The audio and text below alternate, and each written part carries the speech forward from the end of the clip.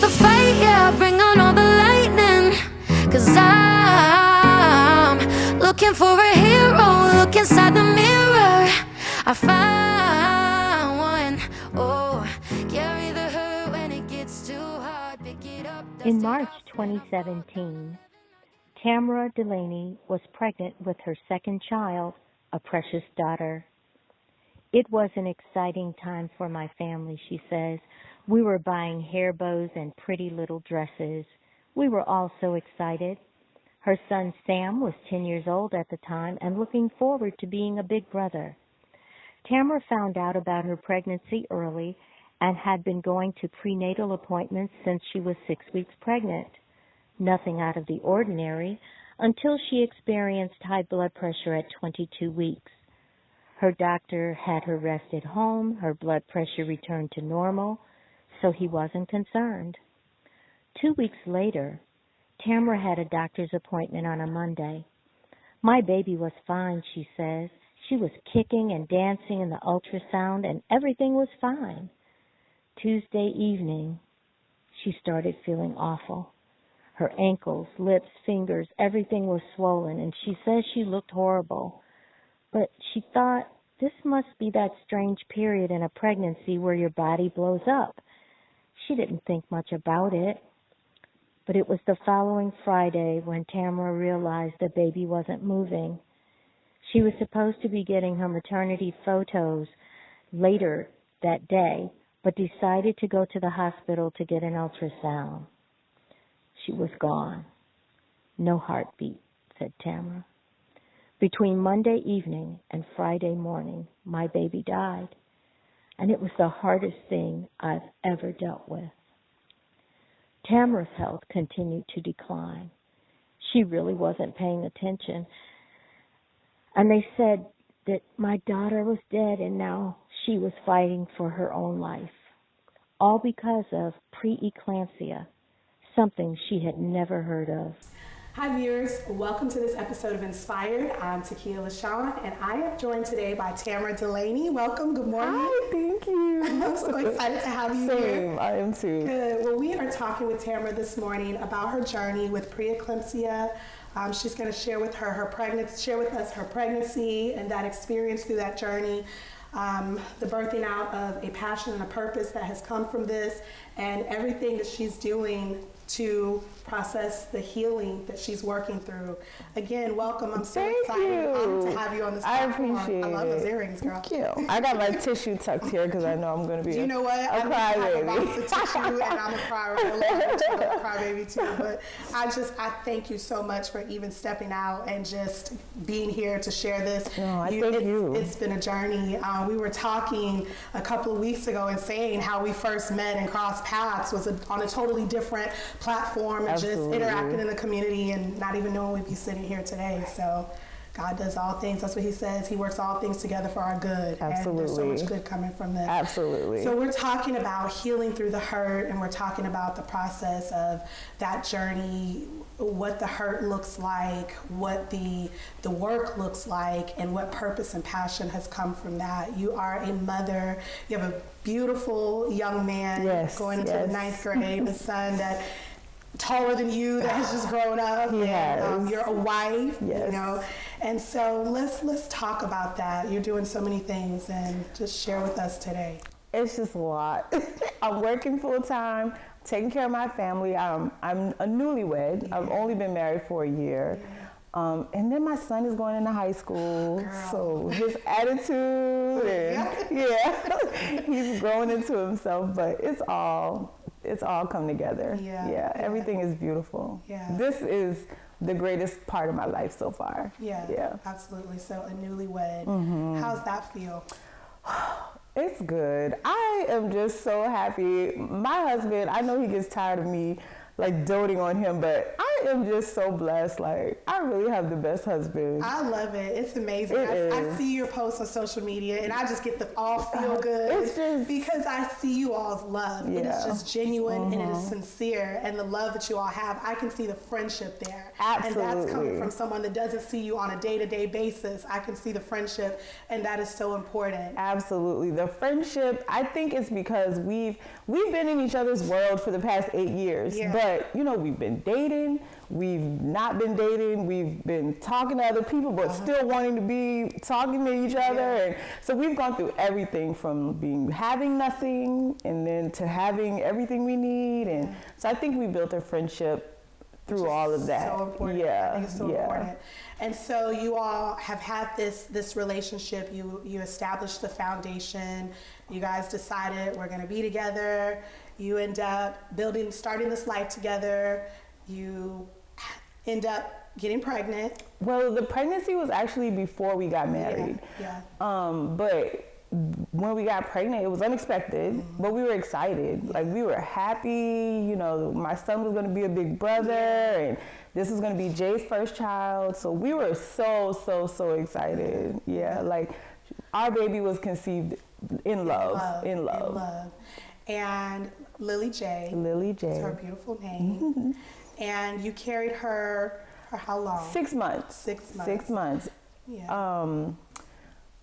I was on bed rest for like the last 2 months, but I really didn't think that anything was ever gonna happen. Like, I just thought, I'm just gonna be here chilling, and when we get to the end, she'll be out, she'll be healthy, we'll be a family. But I remember everything seeing happened you prepare so for fast. that, you know, again through social media, and just your joy and your happiness with that, and preparing, and walk us through that journey as far as, and you know, take your time. I will. Take your time. It's just so exciting, you know, when you find out like you're having a baby girl. And it's like, a girl, a little me. So we're shopping and I'm buying everything that I can think of, you know, anything that I see online, I'm buying. Like, before I was even on bed rest, our baby was set. So if she was to have come early, she could come home and have everything that she needed. We were that ready. Yeah. But I think I went to the doctor like for a routine visit. I want to say it was on a Tuesday, and everything was fine. You know, they let us listen to her heartbeat, everything like we normally do. And like by Thursday, I felt so sick, like just bad. Like, I just had to sleep all day. So I was supposed to have maternity pictures that Friday. So I said, let me just run to the doctor's office before I do this, just to make sure, you know, everything's okay. But they sent me to the hospital. So that was my first, like, this is weird. Yeah. So when I went to the hospital, I just remember, like, the doctor coming in and not being able to find her heartbeat. And then I remember the nurses all coming in, and it was just so many of them were standing at the door. So I felt like, okay, something is wrong. Right. And then they told me, you know, there's no heartbeat. And I think that was the day that my world it was just over. Yeah. It was the hardest time. Yeah. And even with it being so, like, 4 years ago, but it's still, I can still remember that feeling that I felt when they told me there was no heartbeat. So I shared with someone recently, we talked about grief, and the thing about grief is that there's no end time to it. A lot of people tend to think that, well, that happened X amount of years ago and you're still dealing with it, you're not over that. And I think that is so unfair. It's so unfair. To try to define a timeline on grief. Different things, triggers. Absolutely. And that is why I talked about this before, and I said, you know, we talk about healing through the hurt, and I said, you know, healed is the past tense, but I don't think that, personally, healing is a process to me. Absolutely. I don't know that we ever are completely healed. I think we learn to work through that, and we find purpose and passion in that. We either succumb to it, or we say, I'm going to acknowledge it. It's real. It's very real for me. And I believe that's what you're doing. That's what you've done. Absolutely. And you're a mother. I'm a mother. Anyone out there watching that's a mother, being a mom, there's no way to explain the feeling that we have. Nothing on earth compares to it. I said it's one of the greatest loves you'll have, and it can be one of the most hurtful loves Absolutely. that you have Absolutely. as well. It's just as unexplainable. And so it was preeclampsia, which for those watching, tell us what that means and what that is. Preeclampsia is so unexplained. There's no cure. There's no test to see if you're gonna get it. Right now, they're doing so much research to try to figure this out, but it happens a lot in African American women, and sometimes it can lead to baby loss, but sometimes it leads to loss of kidney functions.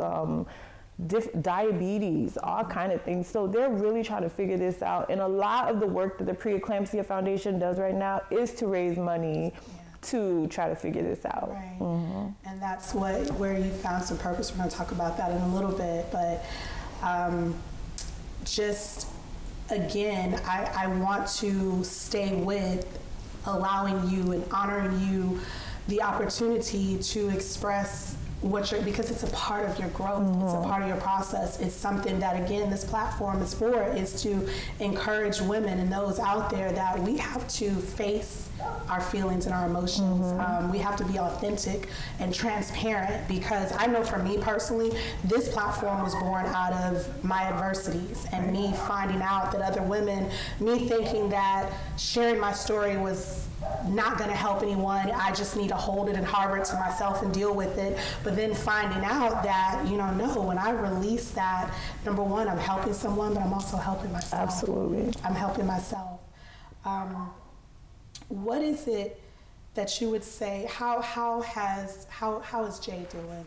Jay is good. I think that for Jay, it wasn't a very emotional time, but I don't think that he understood why I was so just torn. I was just done. Yeah. And I don't think he understands, because he didn't carry her. Right. And so while he was ready for her, he was prepared for her, he was excited about being a dad, he didn't get to feel her kicks and you know what I mean, things like that. So it probably didn't affect him as much, or even my son. Yeah. So sometimes I can see Sam and Jay both saying, mom's crying again, but they'll never understand. I think you said something very, very powerful in the fact that you carried her. There's a connection there. The Bible says, before I formed you in your mother's womb, I knew you. Absolutely. And we have this bond with our children that starts long before they come into this world. And so a lot of times we take it as men being insensitive, and it's not. It's not. And so we're going to talk about that more. We're going to take a commercial break. Okay. We'll be right back after this segment, this commercial. Bringing out the fight, yeah, bring on all the lightning, 'cause After 4 days in the hospital, Tamara was discharged home, where she began her fight against depression over the loss of her baby. The first thing she did when she got home was to Google preeclampsia, and she came across the Preeclampsia Foundation. She called the office right away because she had to do something, she says, anything to help her heal. Tamara now serves as the chair of the Promise Walk for Preeclampsia in Beaufort, South Carolina, and she and her family are more dedicated than ever to supporting the Preeclampsia Foundation's mission. They join us in asking for your support. Please help us create a brighter future for families by making a financial gift to the Preeclampsia Foundation. Moms and babies are depending on us, and we're depending on you. Your gift will guarantee that we can continue to move forward with our shared mission. bringing out the fight.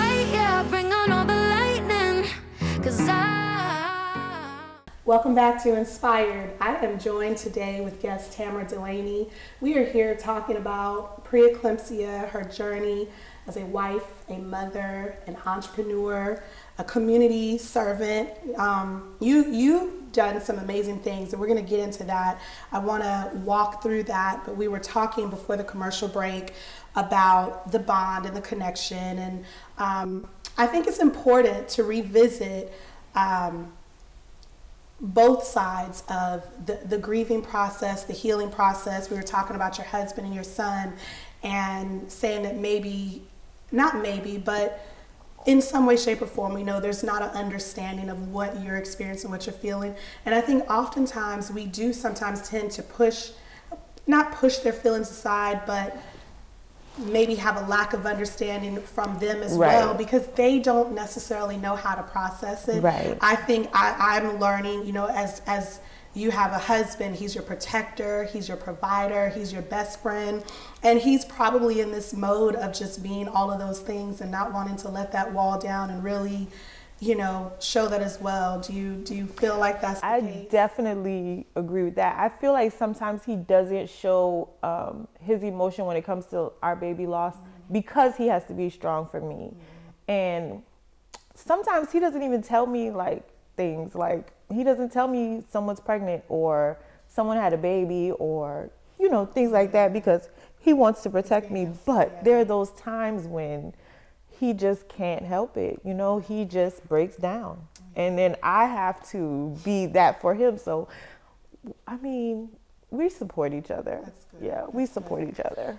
In what ways? Let's talk about the things that so we talk about when we want to take control of our own healing, I've said this many times, that different things can come into our life, whether it's a person, place, or a thing that causes or inflicts hurt on us.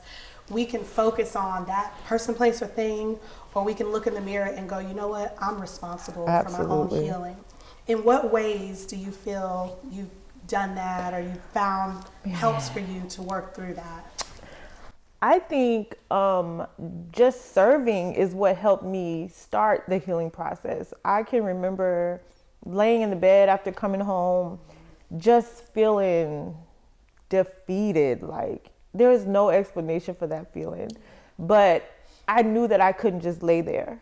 I just can't lay here and keep this going. I have to do something. So I remember the first thing I did was I contacted Holy Souls, which was when we had her. I remember the nurses brought her in and we could see her, and she had on this dress. It was like this big. It was tiny. And I found out that this company, these women, they just sit around and make these little dresses and the little bears, for babies that are premature and things like that. So that was my first thing, what can I do? I can't sew, what can I do? So we raised money to send them. And then I researched preeclampsia, and I remember contacting them and telling them, my story. And they were saying, we really want you to come work with us, but we don't think you can pull off a walk in your city in this short amount of time. And I was like, okay. You don't know Tamara Okay. So I just gathered everybody I knew, and we went out and we did what we had to do, and we had that walk, and we raised those funds, and we had all these different fundraiser activities. And seeing me help the Preeclampsia Foundation helped me heal. I'm doing something to help the next woman, or to prevent this from happening to someone else. And that was a rewarding feeling. So, I can't bring my daughter back, but just knowing that I could help someone else, that's the best feeling. That's the best feeling. It is. And something you said, you can't bring her back, but you can commemorate her. Absolutely. You can memorialize her. Absolutely. And you're doing that. We talked about, I said, I got my new hair on today. I said, this would have been the perfect time for the Lily J collection. Yeah. Let's talk about that. So I remember just always saying, when this baby gets here, she's going to do everything I do. So if I got 40-inch bundles, my little girl's going to have 40-inch bundles. Like, this is about to be my twin, okay? I was excited about this. And so I'm a working woman just like everyone else, and I look for the affordable things. So that's where my affordable hair line came from. We have bundles, wigs, different things like that. So I named it after her, LJ Hair Collection. LJ Hair Collection. I think that's a beautiful name too. I mean, it's a beautiful name. So you've got LJ Collection. You're working with the Preeclampsia Foundation. You did an event. It was pre-COVID. Your networking event. Let's talk about that, because not only are you doing things with preeclampsia, not only are you doing things to memorialize Lily J and keeping her memory alive, but you are bringing women together. Yes. You are just an empowerment specialist. Well, that is the goal. Like, you know, we all can uplift and support each other. We all can be there for each other. Everyone deserves to have someone they can call and say, hey girl, like, business today, it's just not working, you know? And I thought that this was just the great opportunity to bring women together. So we started the Black Girl Business, and we had our first brunch. It was beautiful. Which I was at. I loved it was beautiful. I had so much fun. I felt so, you know, you just feel like you're floating. I felt like I was floating for weeks after that. But COVID came and shut everything down. But I just feel like we're gonna figure it out. We're gonna get back to that. Yeah, it was an amazing event, and I'll tell you, one of the things that I took away is with you when I was there, and I looked around, and anything that I see you doing, the word that comes to mind for me with you is community. You are just able to draw people together. Different outlets, different walks. And another thing that stood out to me at your Black Girl Business Networking event was the youth. You had young women there. I was so impressed by that. I was so impressed with the number of young women. And when I say young women, we're talking about 21 and younger. And these were entrepreneurs. And these girls are so busy. And I mean, I think sometimes we overlook them because of their age. But these girls are busy and still busy. I know all of I'm thinking right now, every one of the young ladies that was there is still busy. These girls are determined. And I don't ever want to feel like you're just whatever. Like, I want them to know, if you need anything, come to me. If I can help you, come to me, call me. I'm here for you. And all of us, you know, I want them to feel welcome. And I think what's so special, what I hear is Mama Tam. Because I see the interaction with a lot of the twins. I see the interaction. I know those are your babies. I see that mothering to them. And so, in coming full circle with the pregnancy and with what looks like a loss, there's been so much more purpose birthed out of it. And you are able to mother and mentor other young women who look up to you, who admire you. I know it does not fill that void. Again, I can sit here and quote scripture all day long. We can pray about it, but you still get to feel how you feel. Yep. That's yours. That's very personal, and that should be respected, and it should be honored. It really should. You're coming here to take this time to talk about it and to be transparent and to be expressive about it. That's a part of your healing process. Absolutely. It's a part of your journey. If you could say anything to a mother that has experienced this or is enduring it right now in this very moment, or to the woman that may be watching that may experience it, what would be your takeaway to give to them? Take your time. Don't let anybody rush you. I get so emotional, but people will think 4 or 5 years later you should be over this. They will think I can say anything, and you know, it shouldn't trigger her now. Take your time. Don't let anybody rush your healing. Don't let anybody tell you how to grieve. If you have to cry every single day, cry. That's right. It's hard. It probably will never go away. But don't ever let anyone tell you what you should be looking like grieving. Yeah, absolutely. That's good. Don't let anyone tell you what you should be looking like grieving. Take your time, no matter how long it takes. Even now, sometimes, you know, I see things and I'm like, oh, today's not the day, you know? Yeah. And that's my right. Yeah. That's my right. You know what it makes me think of? You know, I'm a Bible girl. I'm a Jesus freak. So scripture comes out of me, but it makes me think of in the Bible when Moses died and the children of Israel grieved. There was a time that they said, so grieving it's God-given. Mm-hmm. There was a time that they were given to grieve. And again, I love what you said about take your time. Don't let anyone tell you how to grieve or when to grieve. Absolutely. I mean, there's so many different aspects and functions and cogs and wheels to that: psychological, emotional, physical, and you have to take healing into your own hand. You do. You have to go through it. Yeah. You have to go through it. Well, I absolutely thank you for being thank here. you. I absolutely adore you. I always have. Thank you. All right, thank you, Tamara. Thank you so much for watching this episode of Inspired. Until next time, I'm Takia LaShawn. Want more inspiration and encouragement?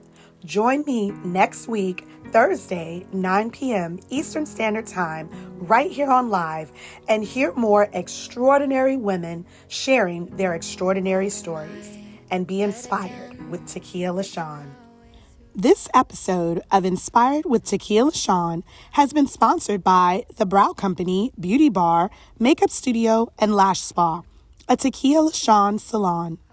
The Brow Company specializes in exceptional lash, brow, and makeup artistry, natural nail care, full body and Brazilian waxing, laser liposuction, teeth whitening, hair shampoo and blow dry styling, and more. The Brow Company has 2 locations in Bluffton, South Carolina, and on Ladies Island, and are open by appointment Monday through Saturday. Find out more and book your appointment today. Have a business, idea, nonprofit, organization, or event you'd like to talk about? Contact me today to find out more about my sponsor and affiliate partner program segments here on Inspired with Takia LaShawn. All I can tell you is that I've had nightmares where I just sniff gas, or I feel that feeling of when you hit a curb on the side of the road and it shakes the whole car. I feel like I just You wake up having nightmares. Yeah. Trauma, PTSD. And I don't think it's like a real physical feeling. It's just that brain telling you, like giving you a movie clip. Right.